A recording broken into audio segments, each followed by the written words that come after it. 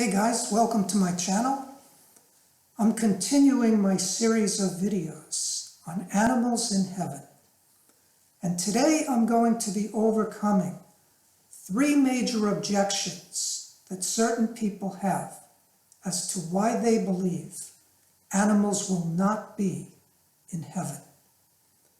The first is they're saying animals are not made in the image of God. Second, they're claiming animals do not have souls. Third, they're saying there are no examples in the Bible of animals being raised from the dead. Let's talk about this. Animals are not made in the image of God.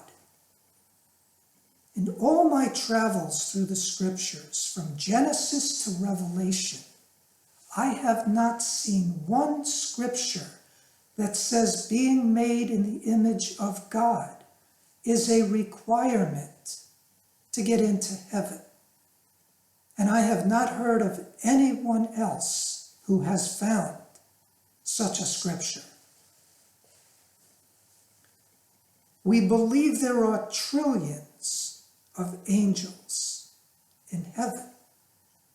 And again, I have not found one scripture saying that angels were made in the image of God. They may have been made in God's image. We just don't see the Bible telling us that. Yet there are trillions of them in heaven. Man has been made in the image of God. And while this is the ultimate compliment, again, we do not find this to be a requirement to gain entrance into God's kingdom. So we have overcome their first objection. Let's go on to number 2. They're claiming animals have no souls, when in fact the Bible does tell us that animals do have souls. Let's go to the scriptures themselves. The book of Psalms, chapter 74, verse 19. Do not deliver the soul of thy turtle dove to the wild beast. Do not forget the life of thine afflicted forever. Here we find the Bible itself telling us animals have souls. But guys, it's not that simple. I'm reading out of the New American Standard Version of the Bible. People who believe animals will not be in heaven will be quick to point out there are other versions of the Bible. When you turn to this particular scripture, this verse, some of those other versions do not include the word soul. Fair enough. So then how do we get our answer? Will there be animals in heaven?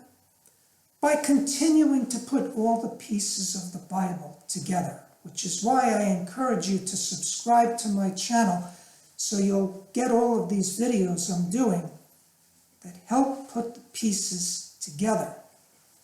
But for the purposes of this discussion, we have now overcome their first 2 objections. It is not a requirement. We do not see it in the Bible, that it is a requirement that you be made in God's image to gain entrance into heaven. We also see the Bible telling us animals have souls. So let's go to number 3 now, where they're saying there are no examples of animals being raised from the dead. Let's go to the book of Isaiah, chapter 11, about halfway through or so. You're going to see the Bible talking about the new earth. Clearly it's talking about the new earth. And we're being told that a day is coming where the lion will lay with the lamb and the wolf, and there will be no fear among them. The scripture tells us the lion will eat straw there will be little children among them, living in peace. Guys, one of the last things Jesus said before he left the earth was, I go to prepare a place for you. Why did Jesus say that? Because he loves us so much, he wants us to be overwhelmingly happy. Jesus came to earth and walked in our shoes. He knows the attachment and love we have for the creatures he gave us. Do you think he's going to deprive us from enjoying them for all of time? Jesus knows how dearly we love these creatures. He wants us to be happy. He is going to fill the new earth, I believe, with these creatures. Now, some of these people would point out, yes, the Bible does talk about a day is coming where there will be animals on the new earth. They might tell you these are going to be brand new animals that are created, because they're still going to tell you nowhere do we see the animals of today being raised. Let's talk about that, guys. This is where what's important is to know how to read the Bible. It's not a math book. It's not a science book. It's a book of faith. Jesus said, according to your faith, it will be done. Let's talk about the nature of God, the nature of Jesus Christ. Take an animal who lived on this earth and was sick from birth. And all it did during its time on earth was suffer and feel pain, and then it died.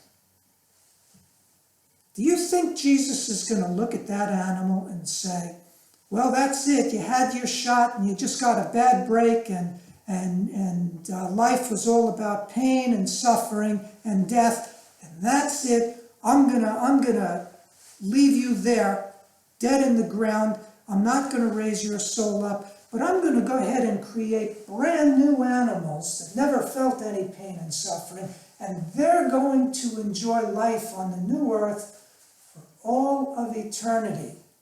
And as far as you go, sorry, that's just the way it goes. I am looking to the nature of God and Jesus Christ as a compassionate God who came down here on a rescue mission, who loves us dearly. And I do not believe he is going to abandon these creatures that you will see from my other videos, if you subscribe to my channel, that he takes ownership of. And you're going to see the scriptures talk about eternal ownership, where these animals will be worshiping God, and God's decree will never be revoked. Just like in here in the Psalms, where it's talking about animals having souls, and then it's using the word, do not forget the life of thine afflicted forever. Guys, the Bible is not a math book. It is not a science book where you can say, well, how does an animal give its life to Jesus Christ so it could get saved? I don't understand that. We don't know the mechanics of all that, guys. We'll understand that in the next life. But what you're going to see in my other videos is there is direct communication right now between God and the animals. God is not going to abandon these animals, okay? Guys, take this journey with me. If you enjoyed this video, I hope you will click on the like icon and subscribe to my channel and see for yourself what the scripture says regarding God's relationship to these majestic creatures. God bless.